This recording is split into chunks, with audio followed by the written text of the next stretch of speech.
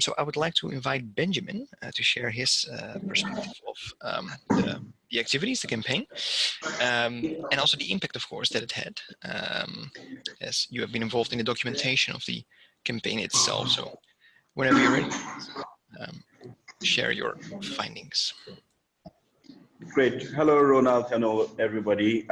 So what moves me, what makes me tick is to look at the impact stories, to try and document and preserve them for the next generation.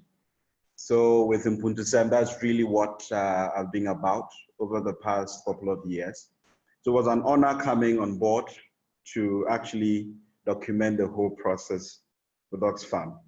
And I consider Participate, and I'll come to that, as both evolutionary and revolutionary, and I'll come to that at the end of my presentation.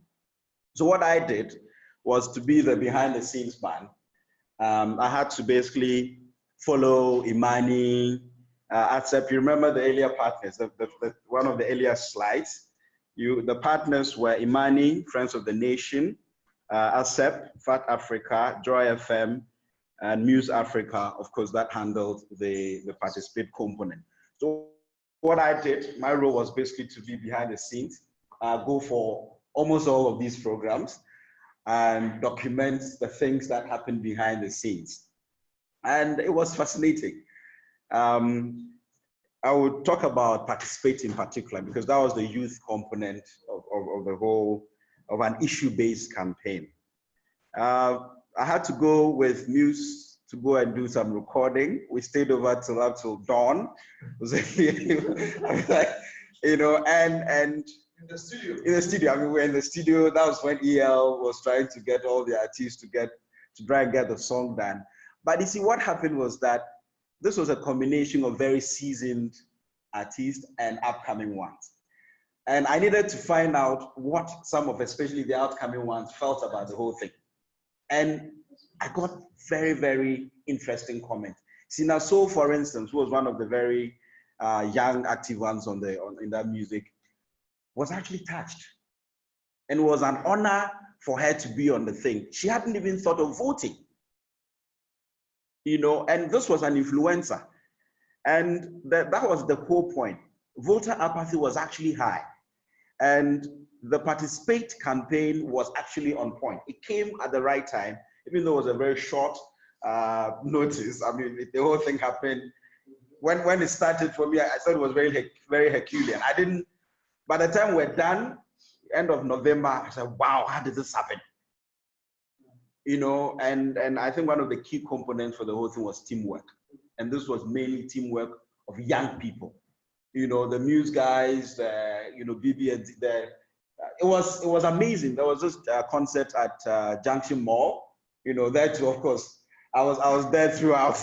Richard was there, you know, and I'm behind the scenes, so I'll take the pictures, I'll talk to the young ones, and you know, and it was, I mean, this was the first time it was happening in our history.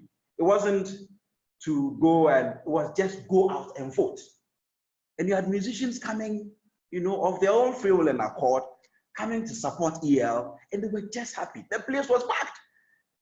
And they were not ready to go. I mean, we stayed till dawn, you know, and then of course I had to follow them up to Takrade and deal with some of the issues there.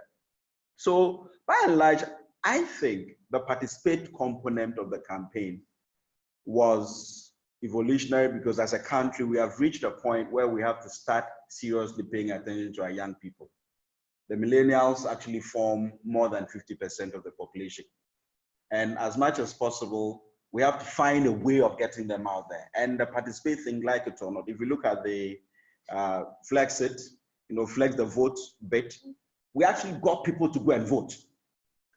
That was the best we could measure, and the response. And if you look at the other components of it, the financial recklessness, and every issue was actually brought to the Participate aspect of the campaign.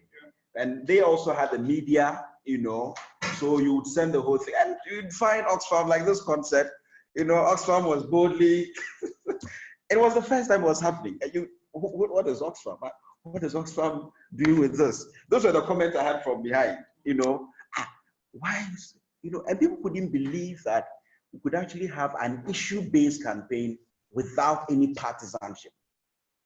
And that was a big thing that the news guys really did. I will try and sum up, looking at the various components of how the participate component went. I said teamwork. There was also the bit of inclusiveness, and I think that's something we had to work on by way of recommendation. We didn't have a lot of females involved in the campaign as it is. And I think moving forward is one of the main things we have to look at. And I voiced that concern with one of the partners, Friends of the Nation. And between next year and as we speak, they've actually employed a lot of young females to be part of their team. And that's something I think we can move forward with. We have to get more active young women who can be part of basically the movers, or I call them the movers and the shapers of the campaign. I think that will go a long way to help us moving forward. There's also the Citizens Manifesto, which was a key aspect of the whole campaign. And if we look at it, if we can follow up on the various points in the Citizens Manifesto, I think we'd have a lot of work to do in the coming years. Definitely, politicians make promises, but if we can maintain the same standards, of course, which I believe we have, we can get them to be responsible for the various promises that they made. And we already have a guide in the Citizens Manifesto, which is basically we have employed the politicians to basically do our work for us. So we have to keep monitoring them and get them to be accountable.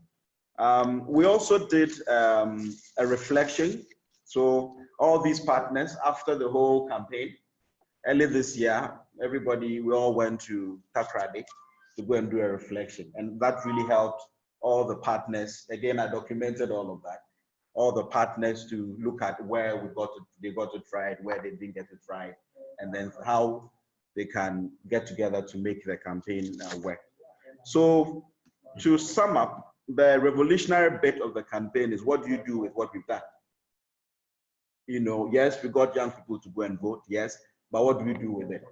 This country needs some thoughtful revolution in terms of active young people being leaders and actually being in charge of their own, destinies.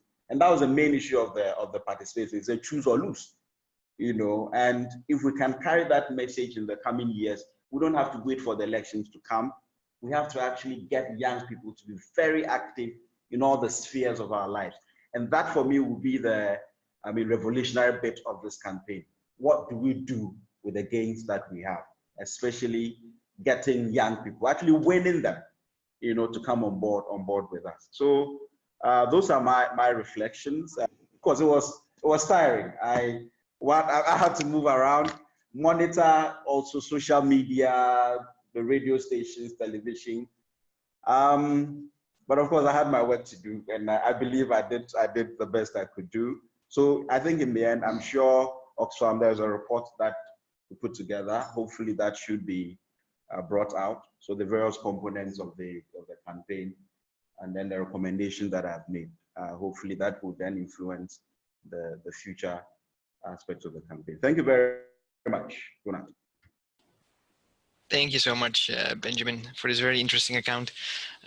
Your overall reflection on the campaign, but also a nice overview of your own activities and how sometimes it could take day and night actually to get the work done. Very interesting to hear, and I can only imagine what it might take.